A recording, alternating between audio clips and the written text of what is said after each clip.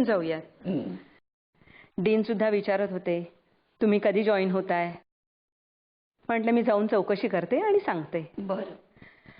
बरं आता मुद्द्यालाच हात घालते. रजेवरून जॉईन झाल्यानंतर तुमची बदली चिल्ड्रन्स वॉर्डमध्ये करण्यात आली आहे. Children's ward? पण कालपर्यंत तुम्हाला ही एफिशियंट फास्ट वाटणारी नर्स आज अशी का वाटायला लागली? शेवटी वयाची मर्यादा ही येतेच ना. वय? अहो उद्या रिटायर होणाऱ्यांची सुद्धा तुम्ही चांगल्या वॉर्डात बदली केली आहे. त्याचं काय आहे, तुमच्या हातून आजपर्यंत बऱ्याच चुका झाल्या आणि तक्रारी सुद्धा खूप आल्या तुमच्याबद्दल. तक्रारी? कसल्या तक्रारी?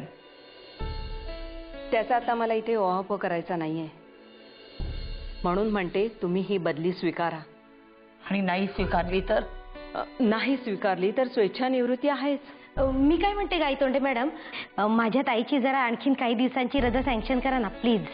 त्याने काय होईल? नाही म्हणजे रजेच्या काळात तिला तिच्या मनाची तयारी तरी करता येईल ना. अच्छा. पण आमच्या हॉस्पिटलच्या डीननी असं म्हटलेलं आहे की त्यांच्या कारकिर्दीत हॉस्पिटलवर वाईट शिक्का नकोय. अच्छा, म्हणजे गेल्या 20-25 वर्षात हॉस्पिटलवर ठपका येईल असं काही घडलंच नाही का? तेच तर मी म्हणतेय. उगाच तुमच्या कारकिर्दीत 20-25 वर्षाच्या ह्याच्यात शिक्का नको बसायला ना. ठीक आहे, पण मी रजेवरून परत आले ना तरी माझा निर्णय मात्र कायमच राहणार आहे. जाऊ द्या हो, ते इतकं महत्वाचं नाहीये, पण ताईची रजा जरा सँक्शन करा ना प्लीज. करेन ना, नक्की करेन. मग तर काय प्रश्नच निकालात लागला, हो की नाही?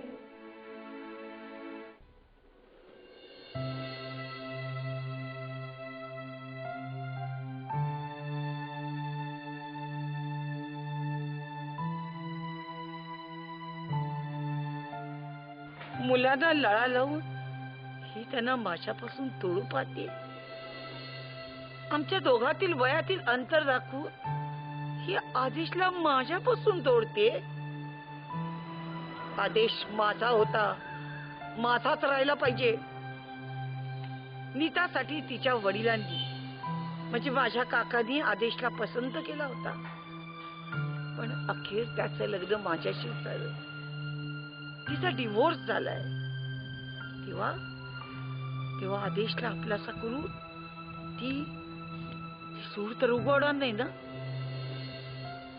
वयातील असलेलं अंतर, आम्हीच काही जगातील एकमेव दाम्पत्य आहोत का? नाही नाही, जीव गेला तरी आदेशला मी माझ्यापासून तोडू देणार नाही. आदेश माझा आहे, तो माझाच राहायला पाहिजे.